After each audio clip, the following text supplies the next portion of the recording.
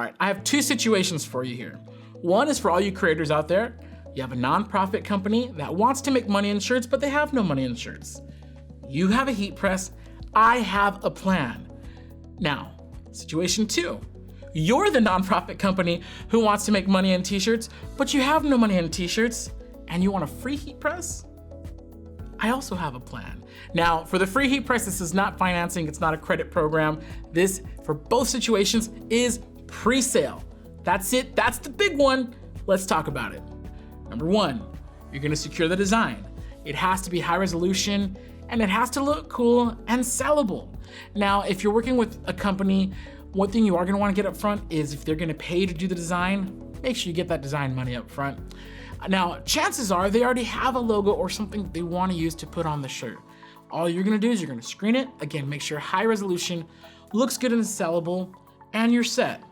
Number two, you're gonna mock it up. Now, there's lots of different ways to do this. I know some of you guys are Photoshop professionals.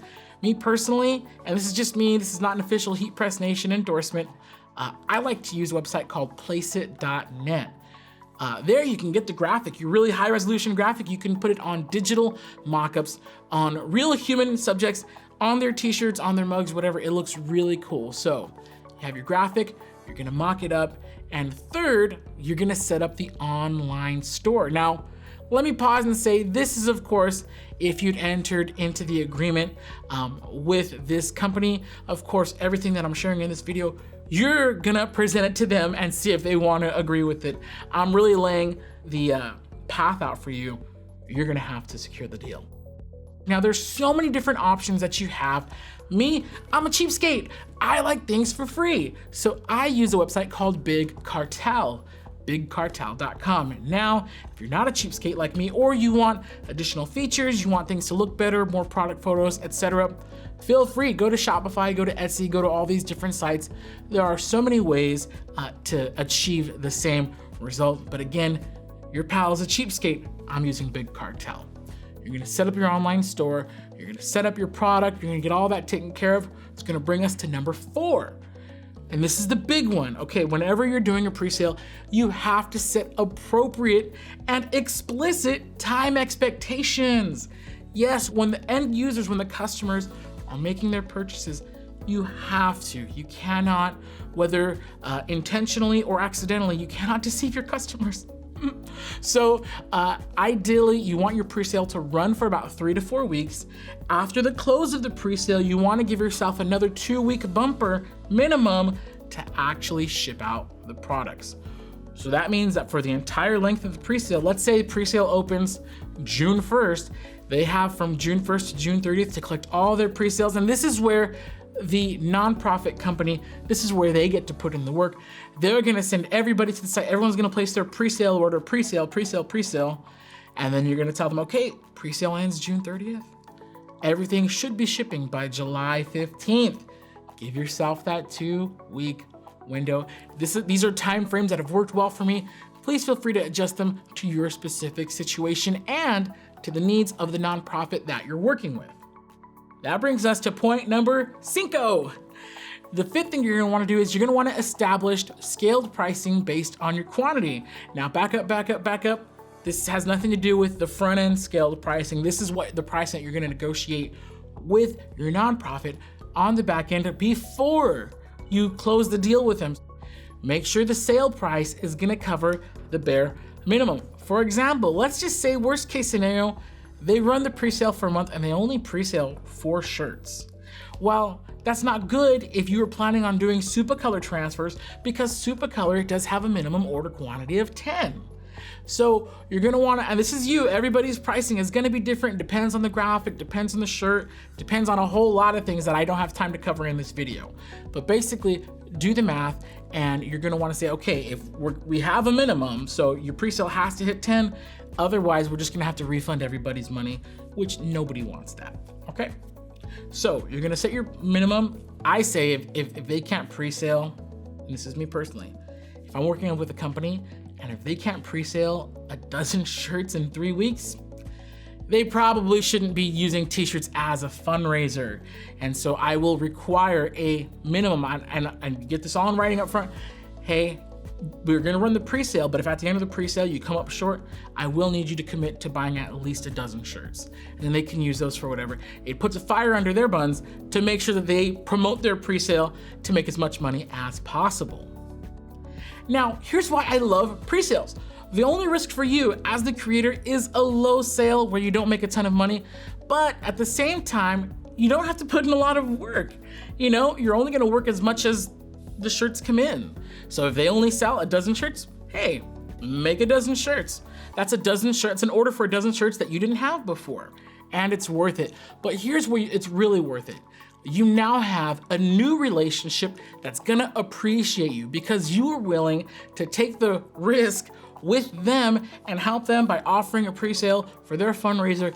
They're gonna love you. And even if the pre-sale doesn't work out, now they know where to go for their shirts in the future, for their coffee mugs. Maybe they need to raise a little bit of money and then launch their t-shirt line, you know. But the point is, you have a new relationship that's gonna be very valuable. Their risk on their end is a low sale where they don't really make any money at all. Maybe they have to commit to 12 shirts. Again, if they can't even commit to 12 shirts, they probably shouldn't even be thinking about shirts. That's the honest truth. Another truth, 0 minus 0 equals 0. Let's say they don't sell any shirts.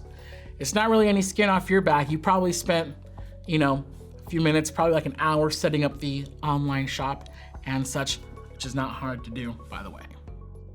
Now, if you're a nonprofit and you want a free heat press, let me tell you how to do it. Now, it's not a leasing program, it's not credit or anything like that. It's pre-sales, what I was just talking about. But this plan that I'm about to lay out is for nonprofits and businesses specifically. So here's how it's done. You're gonna follow the same steps. You're gonna get your high resolution artwork together. Now, here's where it is a little bit different. You're gonna have to figure out what it's gonna cost for one heat press and at least 10 Supacolor transfers. But right now I priced it out for 15 by 15 inch M-Press heat press plus 10 Supacolor transfers. It's $575.38. If you want to cover the cost of your heat press and your 10 t-shirts, you're gonna have to charge like, I don't know what, over 50 bucks a shirt. That's not gonna fly.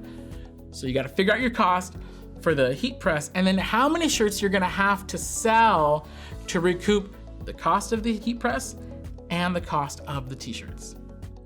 Now, I know that's kind of some weird math to be doing. So as a favor, your pal, I'm gonna put some math on the screen right now.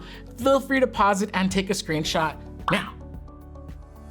Okay, hopefully you paused it and took a screenshot. If not, just you guys, you know how to do that. But the magic number that I was able to calculate based on the math that you just saw on screen, in fact, we're gonna show it again. There we go. Based on that math, I came to a number of about 37 T's to break even. That means that if you're a nonprofit, you wanna do this, you're gonna get Supacolor transfers, you're gonna get an M-Press heat press, you're gonna need to sell around 37 t-shirts in order to just pay off the equipment and the shirts, the blinks, all that stuff. 37 shirts is where you break even. Now here's what this means. Every shirt sold after you hit 37 is gonna be roughly 13 bucks in your pocket. And that's not just every shirt in this run, that's every shirt in the future. So you've now added a new revenue stream for your company.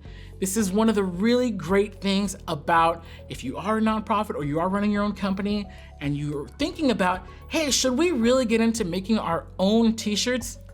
That's it, that's the breakdown. If you're selling them at 25 bucks a pop, yeah, roughly, again, depends on the size of the graphic, so many variables. Again, refer back to the math on screen, but yeah, roughly it's 37 T's to break even.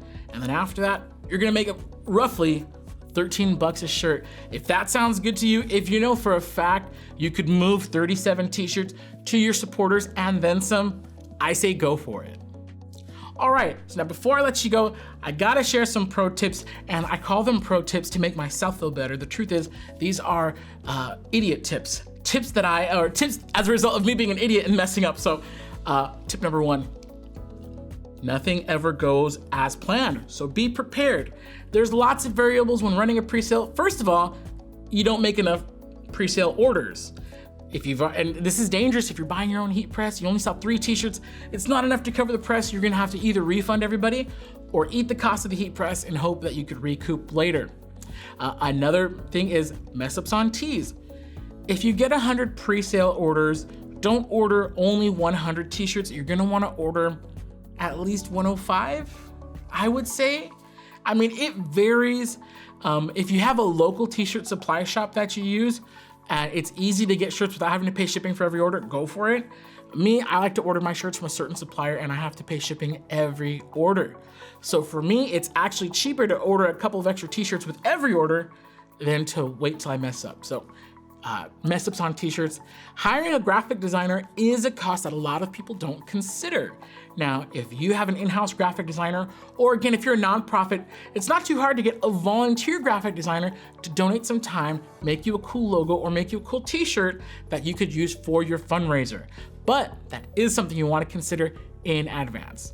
Now, all that being said, the best part about all of this is that when it's all said and done, you, the business, now this is again, companies doing their own pre-sale, you have a new heat press with 0 money out of pocket. Because remember, with a pre-sale, all your money comes in first, then you go buy the heat press and the transfers. So, I mean, it's gonna take some work, there is some risk, but it is possible.